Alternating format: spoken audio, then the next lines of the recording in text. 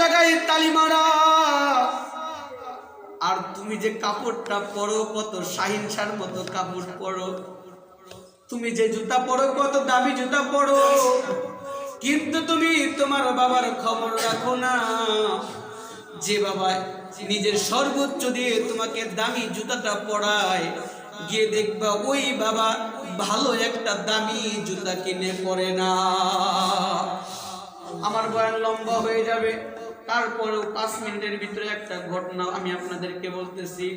মিটফুট হাসপাতাল ছিলেন ডাক্তার, ঢাকার ভিতরে মিটফুট হাসপাতাল প্রসিদ্ধ হাসপাতাল।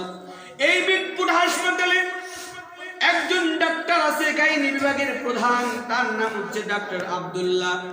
আমি ওই মিটফুট হাসপাতালের পাশেই থাকি, সেখান থেকে আমি শুনেছি এই ডাক্তার আব্দুল্লাহ এখন মিটফুট হাসপাতালের গাইনি বিভাগের সবচেয়ে বড় ডাক্তার। তাকে দেখাইতে হলে আপনাকে সিরিয়াল দিতে হবে মাসকে মাস, তার ভিজিট অনেক টাকা ভিজিট। এই ডাক্তার আব্দুল্লাহ, তার পিছনের একটা বড় ইতিহাস আছে। একে যখন সাংবাদিকরা প্রশ্ন করলো, ভাই এই যে আপনার বিশাল সফলতা, এই সফলতার পিছনে অবশ্যই একটা ডাক্তার হতে গেলে মা বাবার কত পরিশ্রম করতে হয়, কত টাকা খরচ হয়, অবশ্যই আপনার বাবা মনে হয় অনেক জমিদার ছিল। ওই ডাক্তার আব্দুল্লাহ সেদিন অ্যান্সার দিয়েছিল, ডাক্তার আব্দুল্লাহর কথা শুনে এমন কোনো মানুষ নাই চোখের পানি ছাড়ে নাই। ডাক্তার আব্দুল্লাহ সেই দিন বলেছিল, ভাই তোমরা জানো না আমার বাবা বড় কোনো জমিদার ছিল না, বড় কোনো ব্যবসায়ী ছিল না, আমার বাবা ছিল গ্রামের সামান্য একজন মুচি। কি ছিল? অর্থাৎ চামার, জুতা সেলাই করে না, আমার বাবা হচ্ছেন একজন চামার, মানুষের জুতা সেলাই করত। আমি তার সন্তান, চামারের সন্তান আব্দুল্লাহ ডেকে বলে, আমার বাবা অনেক কষ্ট করে আমাদেরকে লেখাপড়া করাইছে। সেই ইন্টারভিউর ভিতরে তিনি তার একদিনের একটা ঘটনা শোনাইছে। বলে, আমি যখন এসএসসি পাস করলাম, এসএসসি পাস করার পরে ছাত্ররা সবাই মিলে শিক্ষা সফরে যাবে, কক্সবাজারে শিক্ষা সফরে যাবে। বলে, আমিও শিক্ষা সফরে যাওয়ার জন্য সবাই একত্রিত হয়েছে। আমি আমার জীবনে কোনোদিন শিক্ষা সফরে যাই নাই, কেননা আমি আমার বাবার অবস্থা বুঝি। কিন্তু যখন পরীক্ষা শেষ হওয়ার পরে সব ছাত্ররা আমাকে ধরছে, তোমাকেও আমাদের সাথে যেতে হবে। আব্দুল্লাহ বলে, আমার কাছে তো টাকা নাই। বলে, তোমাকে অবশ্যই যেতে হবে, এসএসসি পরীক্ষা শেষ, কে কোথায় থাকবো আর কোনোদিন দেখা হতেও পারে, নাও হতে পারে, আজকেই শেষ, কষ্ট করে ম্যানেজ করো। আব্দুল্লাহকে খুব ভালো মতো বুঝাইছে, জীবনে কোনোদিন শখ করে নাই, একদিনই শখ করছে। বলে, আমাকে যখন বন্ধুরা বুঝাইছে সবাই একসাথে যাব, আনন্দ করব, মজা হবে। বলে, আমার মন ছুটে গেছে, আমিও কক্সবাজারে যাব। দৌড়াইতে দৌড়াইতে বাড়ি চলে গেছে। বাড়িতে যায় ডেকে বলে, মা, ও মা, আমি কক্সবাজারে যাব, শিক্ষা সফরে যাব, আমার 500 টাকা লাগবে। মা ডেকে বলে, আব্দুল্লাহ তুই কি পাগল হয়ে গেছিস? 500 টাকা কোথায় পাবো? 500 টাকা হলে আমাদের ঘরে 5 দিনের খাবার রান্না করা যাবে। তুই তো জানিস তোর বাবা কত কষ্ট করে সংসার চালায়। বলে, মা যখন এই কথা বললো, মা যখন আমাকে বাধা দিল, আমার ভিতরে শয়তান জাগ্রত হয়ে গেল। আমি আমার কষ্ট চাপা রাখতে পারলাম না।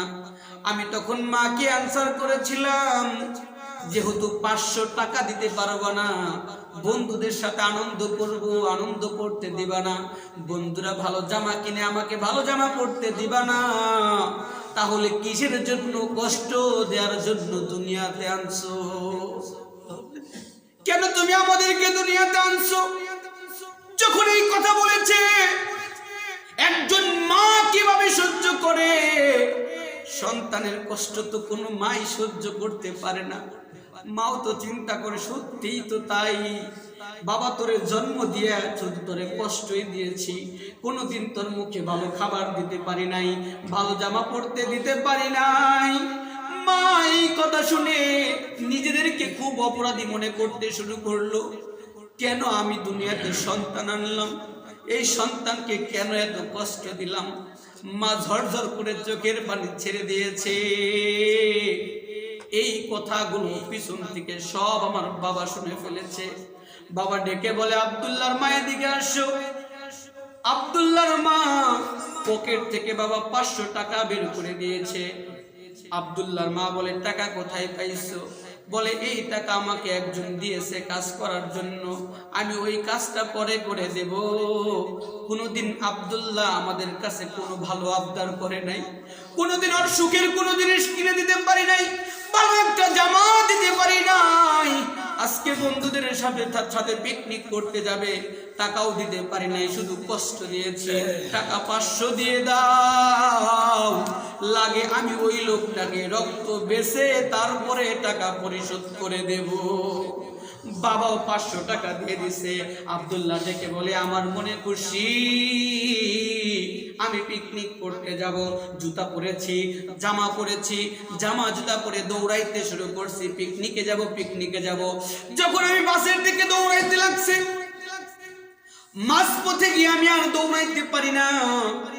কেন আমি আর দৌড়াইতে পারি না কেন? বলে, আমার পায়ের ভিতরে কেমন যেন একটু কাটা কাটা বিঁধে। বলে, আমি আর দৌড়াইতে পারতেছি না। খুশিতে তারপরেও নিচের দিকে তাকাই না, দৌড়াইতে শুরু করছি। আমি কক্সবাজারে যাব, আমি ভালো মন্দ খাবো, ভালো জামা পরবো, বন্ধুদের সাথে ঘুরবো। আমার মজাকে দেখে একটু সামনে যাওয়ার পরে পড়ে গিয়েছে, আর দৌড়াইতে পারে না, পা দিয়ে রক্ত বের হওয়া শুরু করছে। এখন যখন ভালো করে নিচের দিকে তাকাইছে, আব্দুল্লাহ ডেকে বলে, ভাই, নিচের দিকে তাকানোর পরে লক্ষ্য করে দেখি আমি এতটাই খুশির ভিতরে ছিলাম, ডান পায়ের জুতাটা আমার আর বাম পায়ের জুতাটা ভুলে আমার বাবারটা পরে ফেলেছি। কিন্তু আমার পায়ের ভিতরে যে কাটা কাটা বিধে, আমি যখন বাবার জুতাটা উঠাইলাম, উঠানোর পরে লক্ষ্য করে দেখি যে বাবা আমাকে 500 টাকা পিকনিক করার জন্য দিছে, ওই বাবার জুতাটা যখন উঠাইছি দেখি এক জায়গায় না, 2 জায়গায় না, পুরা জুতার 4 পাশে পিন মারা। অর্থাৎ জুতাটা ছিঁড়ে গিয়েছে, আবার জুতাটা পিন মেরেছে, আবার জুতা ছিঁড়ে গিয়েছে, আবার পিন মেরেছে। এই একটা পিন আমার পায়ের ভিতরে বিঁধে গিয়েছে। যখন দেখলো বাবার এই অবস্থা, বাবা অন্যের জুতা সেলাই করে আর নিজে একটা ভালো জুতা কিনে পরে না, আবার নিজের আরেক পায়ের জুতার দিকে তাকাইছে, দেখে আরেক পায়ের জুতাটা নতুন। এখন চিন্তা করে, আমার পায়ের জুতা নতুন আর আমার বাবার পায়ের জুতার অবস্থা কি? আমি এই 500 টাকা নিয়ে কিভাবে পিকনিক করতে যাব? সন্তানের হুঁশ তখন ফিরে আসছে যে বাবা 50 টাকা দিয়ে একটা ভালো জুতা কিনে পরে না, আমাকে এসএসসি পর্যন্ত পড়ালেখা করাইলো, আবার 500 টাকা দিছে পিকনিক করার জন্য। না না, এই 500 টাকা দিয়ে পিকনিক করব না। সন্তানের হুঁশ ফিরছে, জুতাটা হাতে নিয়ে দৌড়াইতে শুরু করছে বাড়ির দিকে। বাড়ির উঠানে গিয়ে সন্তান ডাকে, বাবা, ও বাবা। সঙ্গে সঙ্গে ঘর থেকে বাবা দৌড়ে বের হয়ে আসছে। আব্বু, তুমি কি যাও নাই? তুমি কেন ফিরে আসছো? তোমার কি অসুবিধা হয়েছে? সন্তান কোনো কথা বলে না, বাবার দিকে তাকায় আছে যে আমি ফেরত আসছি। তারপরেও জিজ্ঞেস করে, কি অসুবিধা হয়েছে, কি লাগবে? সন্তান বাবার চেহারার দিকে তাকায়, আবার পায়ের দিকে তাকায়, শরীরের দিকে তাকায়, এটা আমার বাবা। সন্তান কোনো কথা বলে না। মা ডেকে বলে, আব্দুল্লাহ, তুই কি অসুস্থ হয়ে পড়লি নাকি? বাবা, তোর কি হয়েছে, কি সমস্যা? আব্দুল্লাহ ঝরঝর করে চোখের পানি ছেড়ে দিয়েছে। ঝরঝর করে চোখের পানি ছেড়ে দিয়ে ওই জনম দুঃখী বাবা দুঃখু মিয়াকে জড়ায়া ধরছে। যখন বাবাকে জড়ায়া ধরছে, বাবার বুকের সাথে বুকটা মিলাইছে, ডেকে বলে, বাবা, 50 টাকা দিয়ে তুমি জুতা কিনো না। তোমার এই জুতা কয়বার ছিঁড়েছে, কয়বার পিন মেরেছো। একবার পরার কারণে আমার পায়ের ভিতরে পিন বিন্দে রক্ত বের হয়েছে। না জানি তোমার পায়ের অবস্থা কি হয়েছে। বাবা গো, তুমি আমাকে মাফ করে দাও। বাবার পাটা ধরায় ধরছে, বাবা আমি পিকনিক করতে যাব না, এই যে 500 টাকা, এই 500 টাকা দিয়ে তুমি একটা জুতা কিনে পরবা, মায়ের জন্য একটা জুতা কিনে দিবা। যখন এই কথা বলেছে বাবা তখন সঙ্গে সঙ্গে, বাবা তো বাবাই হয়, এত সহজে বাবার চোখ দিয়ে পানি পড়ে না।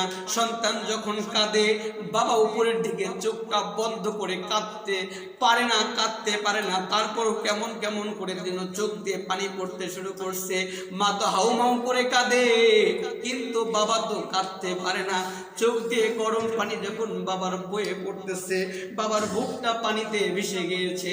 এখন সন্তানকে পা থেকে টান দিয়ে বুকের সাথে লাগাইছে, বুকের সাথে লাগানোর পরে ডেকে বলে আব্দুল্লাহ, আমার আল্লাহ ডেকে বলেছে যদি কোনো বাবা মা মন থেকে সন্তানের জন্য দোয়া করে, বন্দুকের গুলি মিস হয় কিন্তু বাবা মার দোয়া মিস হয় না। আজকে তোকে 500 টাকা দিতে পারলাম না, কিন্তু আমি বাবা ওই আরশের মালিকের কাছে দোয়া করলাম, আমার আল্লাহ তোকে একদিন এত টাকার মালিক বানাবে, ওই পিকনিক করার জন্য কক্সবাজার না পুরা বিশ্ব ভ্রমণ করবা, তোমার টাকা শেষ হবে না। আব্দুল্লাহ ডেকে বলেন, সাংবাদিককে ডেকে বলে, ভাই সেই দিন আমার বাবা আমাকে জড়িয়ে ধরেছিল, আমার জন্য দোয়া করেছিল, আজকে আমার টাকা আছে, বাড়ি আছে, গাড়ি আছে, সব কিছু আছে, কিন্তু সেই দিন আমার বাবা আমাকে যেভাবে জড়াই ধরছিল, আমি যেভাবে বাবাকে বাবা বলে ডাকেছিলাম, আজকে আমার টাকা আছে, বাড়ি আছে, গাড়ি আছে, সব কিছু আছে, কিন্তু বাবাটা আমার বেঁচে নাই, ওই মাটা আমার বেঁচে নাই। গভীর রজনী, মাঝে কি জিনিস সন্তান তুমি কেমনে বুঝবা? যাদের মা নাই শুধু তারাই বুঝবে মা হারা যন্ত্রণাটা কি। আমার নবী ছিলেন এতিম। এই যে শীতের দিন চলে যাচ্ছে, মা থাকলে কত সুন্দর করে পিঠা খাওয়াইতো, কিন্তু মা নাই, এতিমের পিঠাও নাই। রাত্রিবেলায় সন্তান যখন ঘুমায়া থাকে, সন্তানের শরীরে শীতের দিনে কম্বল আছে কিনা কেউ খবর রাখে না।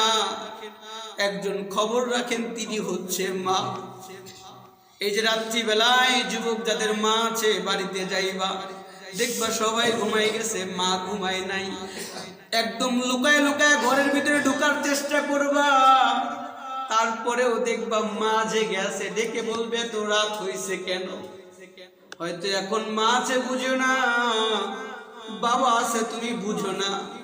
বাবাকে বাবা বলে ডাকতে তোমার লজ্জা হয়, বাবাকে বাবা পরিচয় দিতে লজ্জা হয়। তোমার শরীরে দামি কাপড়, বাবার শরীরে ময়লা কাপড় দেখে বাবারে জড়াই ধরতে কষ্ট লাগে, মানুষের সামনে পরিচয় দিতে কষ্ট লাগে, এটা আমার বাবা। কিন্তু এই ঘাম জড়ানো কষ্ট দিয়ে তোমাকে বড় করেছে, সেটা হচ্ছে তোমার বাবা। আজকে যাদের বাবা নাই, যাদের মা নাই, শুধুমাত্র তারাই বুঝে বাবা হারা যন্ত্রণা, মা হারা যন্ত্রণা। আজকে যদি দুনিয়া থেকে মা চলে যায়, দুনিয়া থেকে বাবা চলে যায়, ওরা দাকান্তপুরের মুসলমান। বাবা এমন একটা জিনিস, বাবাকে বাবা বলে ডাকার ভিতরে যে শান্তি আছে, ওই শান্তি পৃথিবীতে আর পাওয়া যায়। পৃথিবীতে আমার নবী ডেকে বলে 3টা শব্দ আছে, যে 3টা শব্দ বলে ডাকলে এই কলিজা জুড়িয়ে যায়, মুখটা ভরে যায়, কলিজাটা একদম জুড়িয়ে যায়। 1 নাম্বার শব্দ হচ্ছে আল্লাহ, বলেন না আল্লাহ। আল্লাহ বলে ডাক দিলে দেখবেন কলিজাটা ভরে যায়। 2 নাম্বার শব্দ হচ্ছে মা, বলেন না মা, একটু আওয়াজ দিয়ে বলেন না মা। 3 নাম্বার শব্দ হচ্ছে বাবা। এই 3টা শব্দ বলবেন, দেখবেন কলিজার ভিতরে একটা প্রশান্তি অনুভব হয়। এই জন্য যুবক যাদের মা আছে, যাদের বাবা আছে, মা বাবার খেদমত করতে হবে, বাবার কথা শুনতে হবে, মায়ের কথা শুনতে হবে। আমি আমার বয়ান লম্বা করব না, সংক্ষিপ্ত বলে দিচ্ছি। মাসটাকে বলা হলো ঈমান ছেড়ে দাও, কালেমা ছেড়ে দাও, তোমার সন্তানকে ছেড়ে দেওয়া হবে। প্রথম সন্তানের কঙ্কাল মায়ের সামনে, মা কি পরীক্ষা দেবে আল্লাহর কাছে। দ্বিতীয় সন্তানকে ধরেছে, দ্বিতীয় সন্তান কথা বলতে পারে না, মাস্টার কোল থেকে তাড়ন দিয়ে নিয়ে তেলের ভিতরে যখন ছেড়ে দেবে, ফেরাউন ডেকে বলে, মাস্টার এখনো সময় আছে, কালেমা ছেড়ে দাও, সন্তানকে নিয়ে ঘরে ঢুকে যাও। মাস্টার ডেকে বলে, ফেরাউন জীবন চলে যাবে, আমার সন্তান 100টা এই দুনিয়া থেকে তুমি বিদায় করে দিবা, আর আমি 100 বার আমি এই জবান দিয়ে বলবো, আল্লাহ আমার রব, আল্লাহু আকবার। সন্তান কথা বলে না, তাফসীরের ভিতরে লেখছে ওই সন্তানকে তেলের ভিতরে ছেড়ে দিছে। আহারে, মা কেমনে সহ্য করবে? মা চোখটা বন্ধ করেছে, উপরের দিকে তাকাইছে, আল্লাহকে ডেকে বলে, আল্লাহ তুমি আমাকে দুনিয়া থেকে নিয়ে যাও, কিন্তু আমার সন্তানদেরকে আমার চোখের সামনে আর কষ্ট দিও না। এই বলার সঙ্গে সঙ্গে যখন তেলের ভিতরে ছেড়ে দিছে, যে সন্তান কথা বলতে পারে না, আল্লাহর ইশারা, তেলের ভিতরে ছাড়ার সঙ্গে সঙ্গে হাড্ডি মাংস আলাদা হয়ে গেছে। যখন হাড্ডি মাংস আলাদা হয়ে গেছে, কিতাবের ভিতরে লেখে ওই কঙ্কাল কথা বলতে শুরু করছে, ইয়া উম্মা লা তাখাফি লা তাহজানি ইন্নাকি আলাল হক। আল্লাহু আকবার। তুই টেনশন করিস না মা, তুই কষ্ট পাস না মা, তুই হকের ভিতরে আসোস মা, তুই হকের পক্ষে আসোস মা, তুই টেনশন করিস না, একটু পরেই তোর আর আমার ভাইয়ের দেখা হবে জান্নাতে। সুবহানাল্লাহ। এখন মাস্টারকে যখন দেখে না কোনোভাবেই কালিমা ছাড়ে না, তখন মাস্টারকেও তেলের ভিতরে ছাড়বে, একটু আস্তে আস্তে ছাড় নিয়ে আসে, আর বলে কালিমা ছেড়ে দে, বলে না, প্রশ্নই আসে না। এখন যখন দেখে আর কাজই হয় না, মাস্টারকে তেলের ভিতরে ছেড়েই দেবে, এমন সময় ফেরাউন ডেকে বলে, তোর কি জীবনে কোনো শেষ চাহিদা আছে? ফেরাউন মাস্টার ডেকে বলে, না, আমার যত চাহিদা আছে, যত ইচ্ছা আছে, যত আশা আছে, সব কিছু একজনের কাছে। বলেন তিনি কে? আল্লাহ। তোমার কাছে কিছু চাই না? হ্যাঁ, যদি কিছু করতেই চাও তাহলে এই যে আমার 2 সন্তানের কঙ্কাল আর আমি মায়ের কঙ্কাল, পারলে এই 3 কঙ্কাল এক জায়গায় কবর দিও, পুঁতে রাখো, এটা জায়গায় জায়গায় ফেলে দিও না। যে কথা সেই কাজ। মাস্টারকে কালেমা আনার কারণে, মুসলমান হওয়ার কারণে তার কি শাস্তি? তেলের ভিতরে ছেড়ে দিছে। তেলের ভিতরে ছেড়ে দেওয়ার সঙ্গে সঙ্গে মাস্টার হাড্ডি মাংস আলাদা হয়ে গেছে, শুধু কঙ্কাল। কথা অনুযায়ী 3টা কঙ্কালকে একত্রিত করে একটা পাহাড়ের সাইডে গুঁজে রাখছে, একটা পাহাড়ের সাইডে গুঁজে রাখছে। যখন নবী মেরাজে যাচ্ছে, মনে আছে আপনাদের? যখন নবী মেরাজে যাচ্ছে, জিবরাইল ডেকে বলতেছে, নবী আপনি আপনার নাকের ভিতরে যে জান্নাতের ঘ্রাণ পেয়েছেন, এই মার সন্তানের কবর থেকে আপনার নাকের ভিতরে জান্নাতের ঘ্রাণ এসেছে। আমার আল্লাহ তাদেরকে এত পছন্দ করেছে, এত খুশি হয়েছে যে আমার আল্লাহ তাদের কবরটাকে জান্নাতের বাগিচা বানায় দিয়েছে। আমার নবী খুশি হয়ে গেলেন। এখন আবার মিরাজের দিকে যাচ্ছে। মিরাজের দিকে যখন গেছে, আল্লাহর কাছে প্রথম আসমান, দ্বিতীয় আসমান, তৃতীয়, চতুর্থ, পঞ্চম সব শেষ করে আল্লাহর কাছে গিয়েছে, বন্ধুর কাছে গিয়েছে। কি মজার দৃশ্যই না হয়েছে। আল্লাহু আকবার বলেন। বন্ধুর কাছ থেকে আসার সময় লম্বা ঘটনা, আপনাদের অনেক কষ্ট হচ্ছে, আমি আর বেশি সময় নিচ্ছি না। আমাদের কষ্ট হচ্ছে না, আপনাদের কষ্ট হলে বলে বল। আপনারা কি বলেন? চলবে? কে কে চলবে না? তো হাত তুলে দেখান। চলবে চলবে ভাই, আজকে হুজুর পারেন না, একবারই তো কইছি যে আমাকে একদিন আপনাদের যে কয়দিন লাগে। লিল্লাহি তাকবীর। আল্লাহ কালকে দিকে চলো।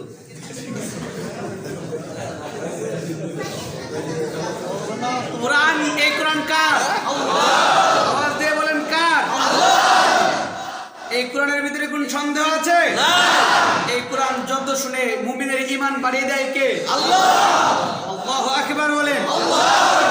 এই কথার উপরে একটা কথা মনে পড়ে গেছে, কোরআনের যে পাওয়ার আপনাদের দেখে কথাটা মনে পড়ে গেছে, বলবো কিনা? বলেন। 2000 সাল, কয় সাল? 2000 সাল, আজ থেকে প্রায় 25 বছর পূর্বে ব্যাক করতে হবে। 25 বছর পূর্বে কোরআনের যে কি পাওয়ার, কোরআনের যে মুআজিজা, কোরআন যে কি মধু, এটার পরীক্ষা করার জন্য পুরা বিশ্বব্যাপী, শুধু বাংলাদেশ না, পুরা বিশ্বব্যাপী যতগুলো ধর্ম আছে যতগুলো কিতাব আছে, পৃথিবীর যত আপনার লোক আছে, জ্ঞানী লোক আছে, দামি লোক আছে, সবাই একত্রিত হয়েছে যে পৃথিবীতে তো অনেক ধর্ম আছে, কিন্তু এই সব ধর্মের ভিতরে সবচাইতে সুন্দর সুন্দর, সবচাইতে দামি, সবচাইতে ভালো এই কথাগুলো কোন ধর্মের কিতাবের ভিতরে আছে আমরা একটু দেখতে চাই, একটা প্রতিযোগিতা করতে চাই। সুবহানাল্লাহ বলেন। সেটা ইন্টারন্যাশনাল কনফারেন্স, সেটা হয়েছে ইংল্যান্ডে।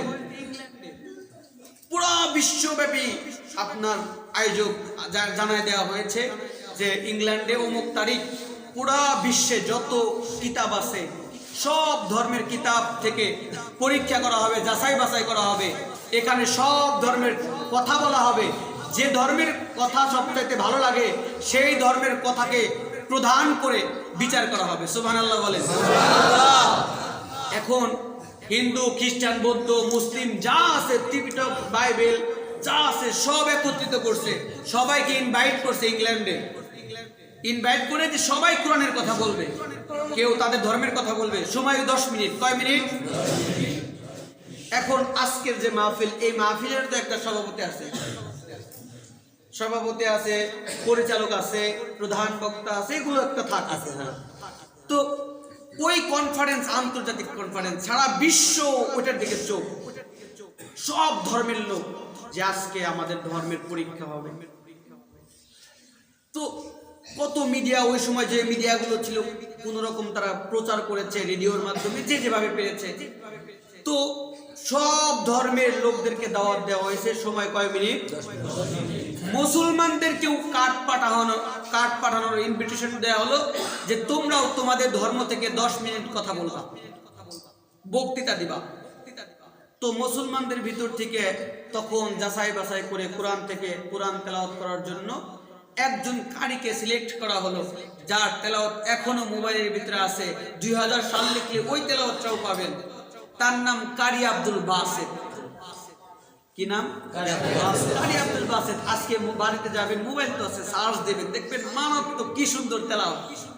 তো মুসলমানদের পক্ষ থেকে আমাদের প্রতিনিধি হিসাবে তাকে দেওয়া হলো, কারি আব্দুল বাসেত, তুমি মুসলমানদের প্রতিনিধি করবা। এখন সবাই একত্রিত হয়েছে। একজন বিচারক আছে, বিচারক সবাইকে জানাই দিছে যে আমি যখন গ্রিন বাটন চাপ দেব, সবুজ বাটন চাপ দেব, তোমরা শুরু করবা। আমি যখন রেড বাটন চাপ দেব, তোমরা শেষ করবা। সময় কয় মিনিট? এখন প্রথমে মনে করেন খ্রিস্টান আসছে, তাদের ধর্ম থেকে কথা বলছে। তো আমি তো আবার কারি না, যারা কারি তারা খুব সুন্দর করে দিতে পারে। তো লম্বক চিনি কারি আব্দুল বাসেত যখন তেলাওয়াত করতে শুরু করছে, আর রহমান, সূরাতুর রহমান কোরআনের ভিতরে আছে না নাই? আছে। কারি আব্দুল বাসেতকে জিজ্ঞাসা করা হলো, ও কারি আব্দুল বাসেত, এত সূরা থাকতে তুমি কেন সূরাতুর রহমান তেলাওয়াত করলে?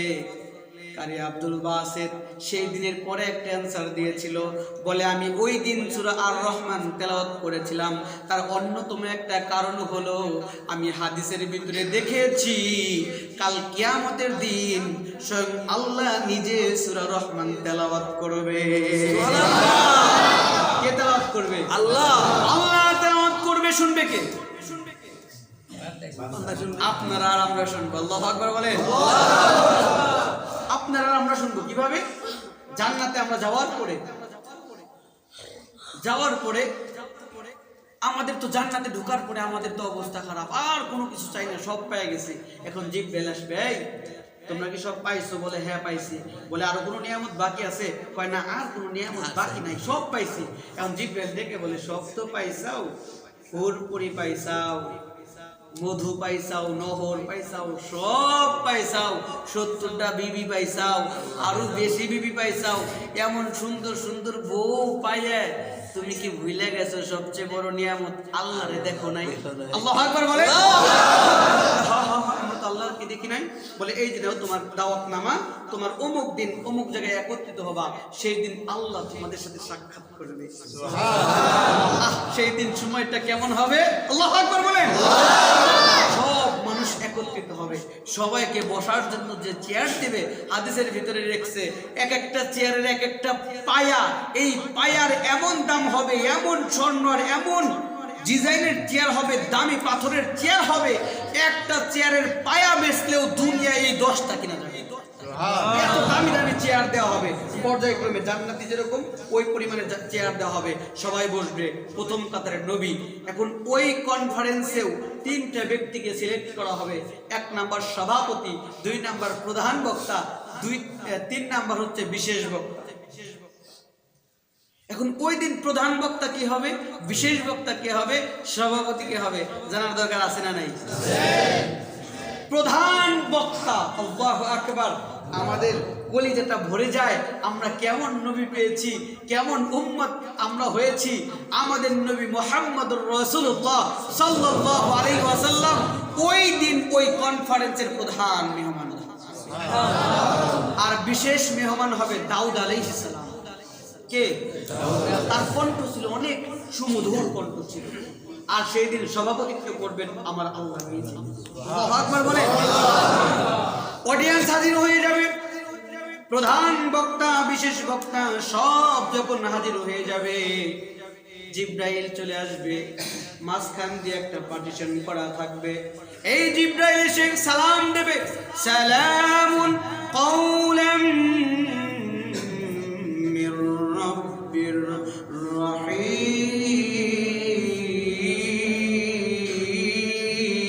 আল্লাহু আকবার।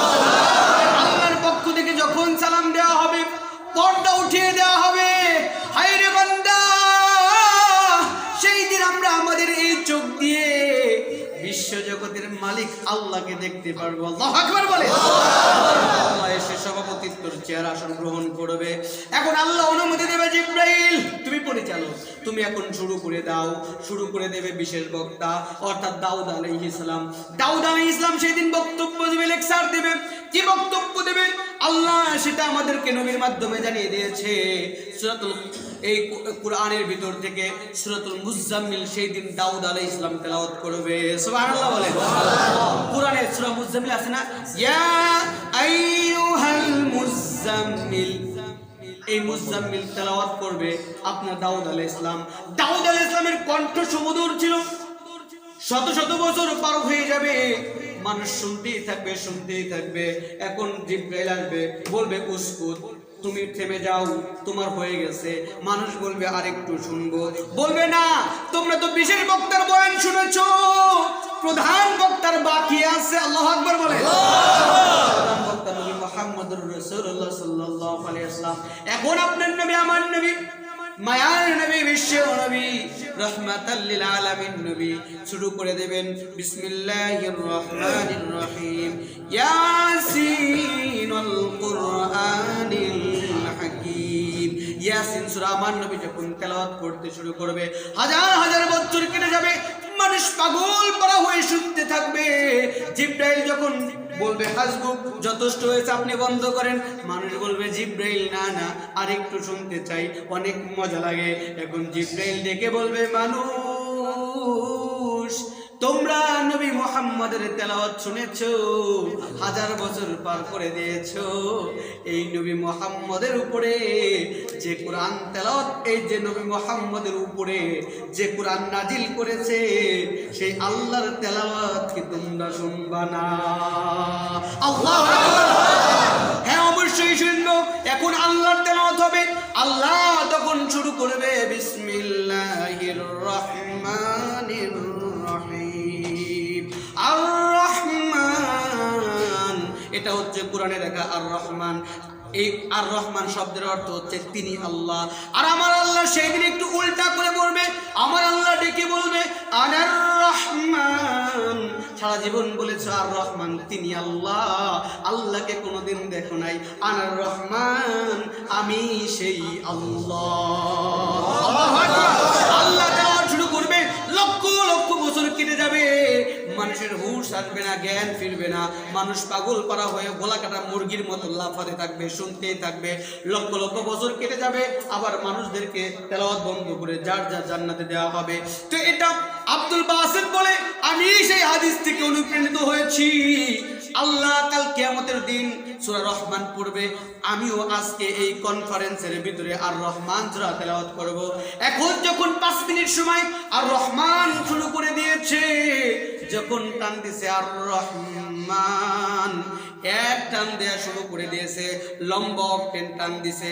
যখন 5 মিনিট শেষ, কারি আব্দুল বাসিত ঘড়ির দিকে তাকাইছে, দেখে 5 মিনিট শেষ, কিন্তু সভাপতি বলে দিয়েছে সময় 10 মিনিট, আমি তোমাদেরকে রেড সিগন্যাল দেব। কিন্তু দেখেন না না, সভাপতি রেড সিগন্যাল দেয় না, থামতেও বলে না। যত মানুষ আছে এই মানুষগুলো পাগলের মতো ঢুলে আর শুনে। এখন কারি আব্দুল বাসিত বলে সুযোগ পাইছি, আমার তো থামার দরকার নাই, আমার দোষ কি? এখন লম্বা করে শুরু করছে আর রহমানু আল্লামাল কুরআনা খালাকাল ইনসানা আল্লামাহুল বায়ান। এখন টান শুরু করছে, পুরো 10 মিনিট পার হয়ে চলে গেছে। 15 মিনিট, 20 মিনিট, 30 মিনিট, 35 মিনিট। আল্লাহু আকবার বলে। সময় কয় মিনিট? সময় পার হয়েছে কয় মিনিট?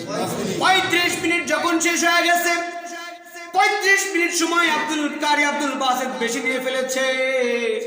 কারি আব্দুল বাসিত আর বন্ধু করানা শুনতে আছে।